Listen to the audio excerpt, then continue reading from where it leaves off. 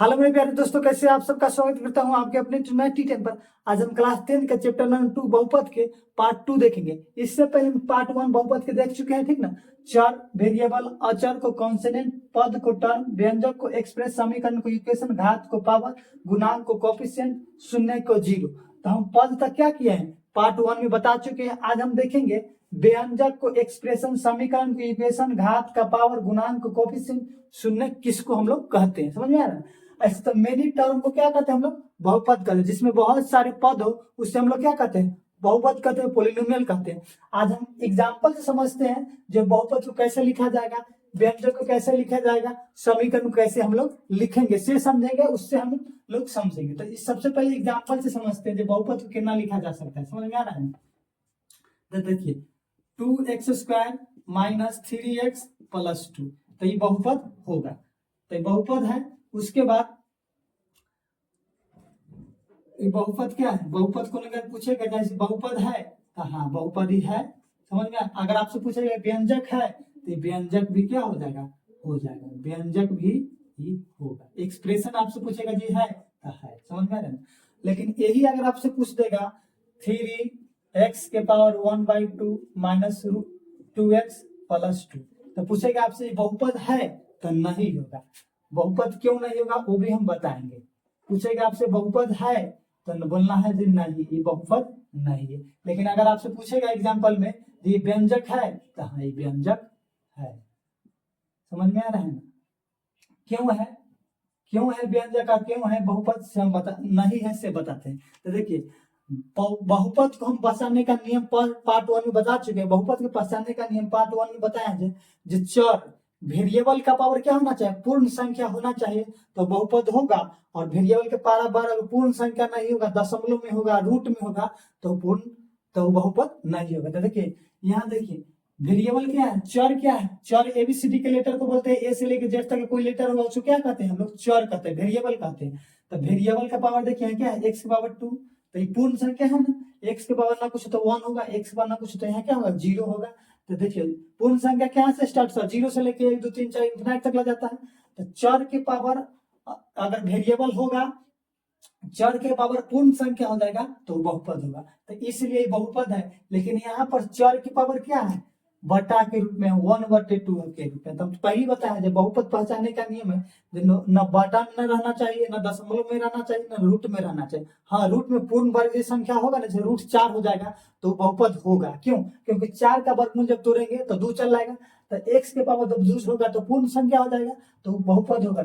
इसीलिए ये बहुपद नहीं है लेकिन व्यंजक है, समझ में आ गया। और ये बहुपद भी है और व्यंजक भी है। जो बहुपद होगा से व्यंजक भी होगा, लेकिन जरूरी नहीं है जो व्यंजक है से बहुपद होगा, समझ में आ गया। उसके बाद हम लोग इक्वेशन, समीकरण किसे कहते हैं, बस कुछ नहीं करना, जब समीकरण निकालना होता है कुछ नहीं करना, जो संख्या है इसको लिख देंगे 2x² - 3x + 2 और बराबर में सिर्फ 0 मान लेंगे, बस इक्वेशन हो गया, समझ में आ गया ना। बराबर में सिर्फ 0 मान देंगे तो ये समीकरण हो गया, बस यही नियम है। जैसे बहुपद पहचानने का हम बताए थे फर्स्ट वाले वीडियो में, चर की घात मतलब ABCD के जहाँ लेटर होगा उसके पावर अगर पूर्ण संख्या होना चाहिए, समझ में। तो यहाँ पूर्ण संख्या है था, यहाँ भी पूर्ण संख्या है, ये बहुपद हो जाएगा। लेकिन यहाँ पर बराबर में 0 लगा दिए हैं इसलिए बहुपद नहीं समीकरण, समझ में आ गया। इसका भी पावर क्या है, पूर्ण संख्या है, चर की पावर, तो ये बहुपद होगा। लेकिन बराबर में हम 0 लगा दिए ना इसलिए समीकरण के रूप में आएगा, इसको बहुपद हम नहीं कहेंगे, समझ में आ गया। उसके बाद हम लोग देखेंगे घात गुणांक शून्य किसे कहते हैं, ठीक है ना। घात को कोटि चाहे डिग्री कहें तब पर भी बात सेम ही होगा, ठीक है। तो इसके एग्जांपल से समझते हैं हाईएस्ट पावर क्या है। तो दी हुई बहुपद रहे, व्यंजक रहे, समीकरण है, उसमें सबसे अधिकतम जो पावर वाला होगा ना वही घात हो जाएगा। देख लीजिए एग्जांपल, जैसे 2x⁻4 + 3x² + 5x + 1। तो इसका अगर घात पूछेगा, घात क्या है, तो इसमें वेरिएबल मतलब चर के मान सबसे अधिकतम क्या है, तो चर किसको बोलते हैं, ABCD के लेटर को। तो देखिए इसमें चर क्या है, x है, तो x के पावर सबसे अधिकतम क्या है 4, तो घात 4 हो जाएगा, समझ में आ रहा है, यही हो जाएगा घात, समझ में आया। उस ठीक है, उस लाइन में सबसे अधिकतम जो पावर होगा ना, सबसे अधिकतम जिसका पावर हो जाएगा वही उसका घात हो जाएगा, समझ में आया। एग्जाम्पल दूसरा से समझिए, थ्री एक्स स्क्वायर और वाई है। इसका अगर पूछ देगा आपसे घात क्या हो जाएगा, 3x² वाई का घात क्या हो जाएगा, तो इसका घात 3 हो जाएगा। क्यों 3 होगा से हम बताते हैं।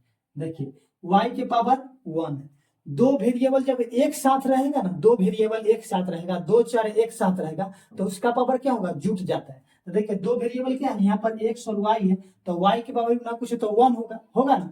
किसी भी संख्या का ना कुछ पावर तो उसका पावर 1 होता है।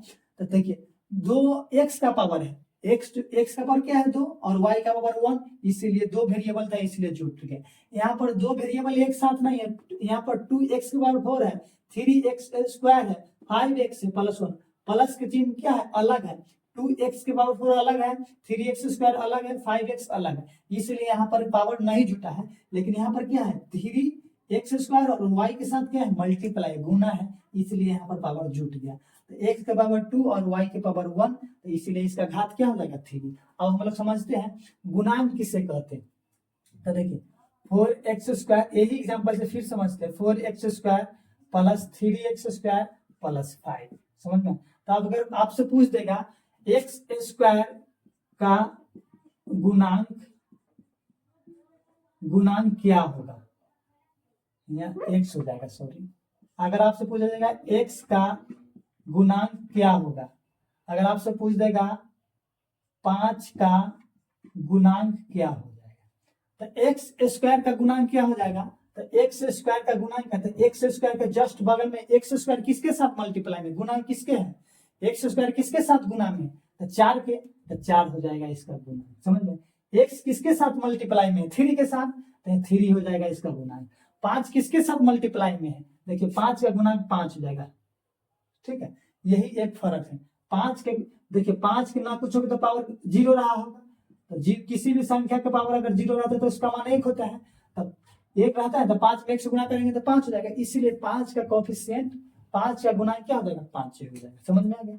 उसके बाद हम लोग देखिए शून्य किसे कहते हैं, शून्य तो कुछ नहीं करना है, शून्य जब इसको ज्ञात करना है, तो जैसे x + 2 हमको जब शून्य निकालना है, क्या निकालना है, शून्य मतलब 0, तो इसको बराबर में हम 0 मान लेंगे, ठीक ना। तो इसको बराबर में 0 मानेंगे, x के जगह पर हम क्या मान रखे जो हमको, तो देखिए यहाँ पर अगर -2 रख देंगे तो x बराबर 0 हो जाएगा, समझ में आएगा ना। एग्जाम्पल में से देखिए x के जगह पर 2 रखेंगे तो 0 हो जाएगा, -2 + 2 बराबर 0 हो जाएगा, तो x इसका शून्य क्या हो जाएगा, 3x + 4, यहाँ क्या हम रखे जो 0 हो जाएगा, x के जगह पर क्या हम रखे जो 0 हो जाएगा। जब उतना दिक्कत होगा तो आपको मान रखने में, तो क्या कीजिएगा, 3x को 3x रहने दीजिएगा। दूसरा एग्जाम्पल है, समझ में, ये पहला एग्जाम्पल, दूसरा एग्जाम्पल है। और 4 अपने जगह पर, 4 को इधर भेज देंगे तो -4, और x बराबर क्या हो जाएगा, -4 और बटे 3, तो इसका शून्य क्या हो जाएगा, -4 बटे 3, समझ में आ गया होगा। शून्य का मतलब हुआ जो संख्या दिया हो ना, जो पद दिया होगा उसके जगह पर हम क्या रख दे, x की जगह पर क्या हम रख दे जो 0 के बराबर चल रहा है, समझ में। तो -2 रखेंगे तो क्या हो जाएगा, 0 हो जाएगा, -2 रखेंगे तो 0 नहीं हो जाएगा, -2 रखेंगे तो 0 हो जाएगा। अगर उस तरह से अगर आपको निकालने में दिक्कत होगा, मान रखने में दिक्कत होगा, तो क्या कीजिएगा, सिर्फ बराबर में 0 मान लीजिएगा और x बाएं तरफ रहेगा और अंक को उधर भेज दीजिएगा, तो बटा में जो आएगा, देखिए यहाँ पर हमको मान रखने में दिक्कत हुआ, यहाँ पर क्या मान रखें x की जगह पर, तो 0 आ जाएगा, तो नहीं मालूम चला, तो हम डायरेक्ट क्या किए, बराबर में 0 मान लिए और अंक वाला को एक तरफ कर दिए, और जो x ABCD का जो लेटर था उसको एक साथ कर दिए, तो 3x इधर रह गया, अंक उधर गया तो -4, प्लस में था इसलिए उधर गया तो -4, और बटा में वाला 3 चल गया, तो x के जगह पर ना हम -4 बटे 3 रख देंगे तो 0 हो जाएगा, समझ में आ गया। तो अब हम लोग यहाँ तक देख लिए। अब हम क्या करते हैं, इसके अगला स्टैंडर्ड फॉर्म को समझते हैं, इसको मिटाते हैं।